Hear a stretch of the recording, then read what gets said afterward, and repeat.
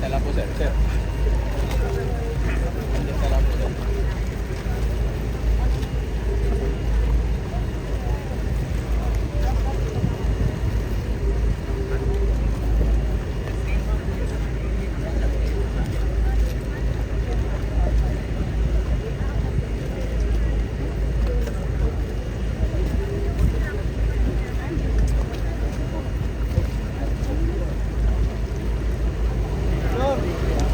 Tor.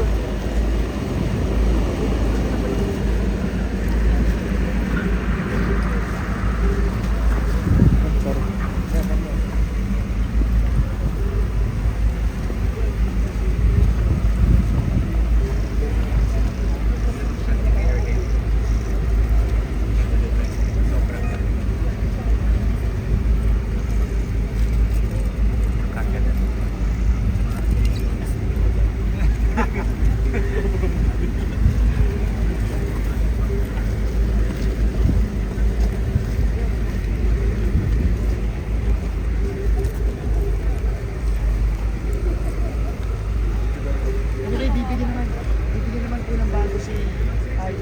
So, ito ngayon po naman.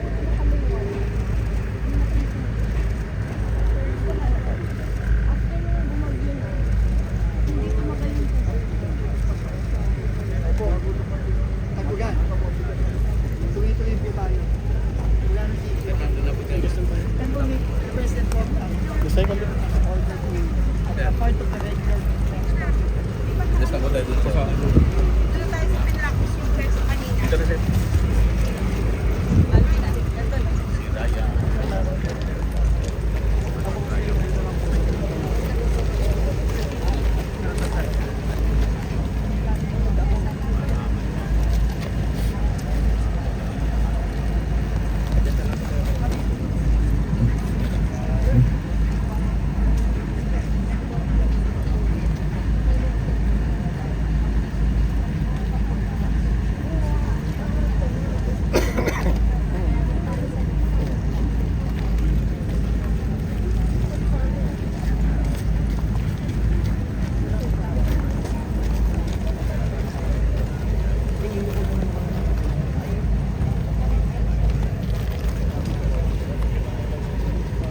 Ano to? Kay ano to?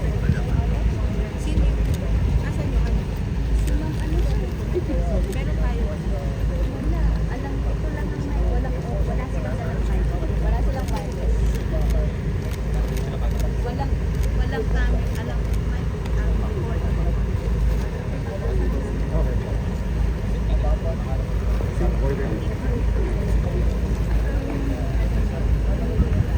Para doon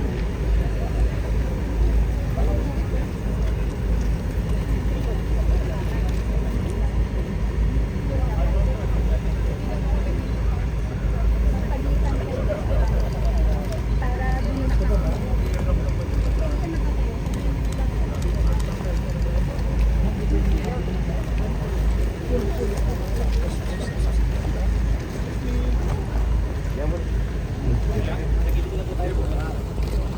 Maganda. Good morning. Magandang umaga sa inyo lahat. This is our, these are the beginnings of the perennial flood problem here in Naga and in the rest actually of the along the Bicol River. Alam naman natin na isang ito basin.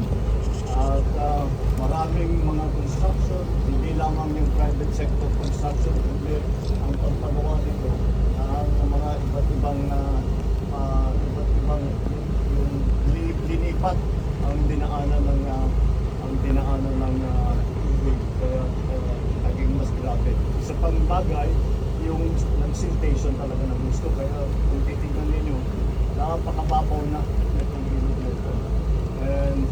And with the sinasabi nga ni Mayor Lenny is that there will be many of the places na dati naman ay hindi binabaha. Nandiyan na rin yung effect ng climate change. Kaya this is what we are trying to do. Malaking trabaho ito. It will take time, but marami na tayong mga intervention na pwedeng gawin, such as the pools that we are going to put up. But tawag nila yung retention fund para mabawasan para mabawasan natin yung pagbaba ng tubig. Dahil nga it is Bicol River Basin, ang plano na talaga pwede natin gawin, na kailangan natin gawin, ay kailangan natin mahuli na dapat ma-collection na yung tubig bago pa bumaba sa basin. Dahil, again, as Mayor Lenny was explaining, this is a landlocked province. And because it's a landlocked province, ang tagal lumabas ng tubig. So huwag na natin sana papasukin. But this is only the beginning. Ito, dissertation lamang ito. At hindi naman ito, kagaya ng mga ginagawa natin sa ibang lugar, this is not going to be one time. We will keep doing this until we have the more long-term solutions. And hopefully, down the road, if we design everything properly, hindi na natin kailangan paulit-ulit ang binabalik-balikan. Okay? Alright. Mr. President, I will go straight to the point. Aside sa flood control issue, nakikita ko ang visit ninyo sa Naga City in the lens of politics. Are you open to forging an alliance with Naga City Mayor Lenny Robredo for 2025? Alam mo, hindi namin pinag-uusapan nun. Alam mo, I think the mayor will agree with me na servisyo muna bago politika. The most political thing that we did today, I wore my pink socks. My pink socks in honor of Mayor Lenny. President, hindi nagsasabi po kasi na ipagbisita nyo daw po dito ay sagot dun sa pagdedeklara ni Vice President No, Sara. we have been planning this for a few months already.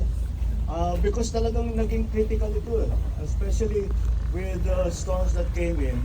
Then I already instructed the SecPins and SecPing to look at the situation here, because we of course we know that Bicol is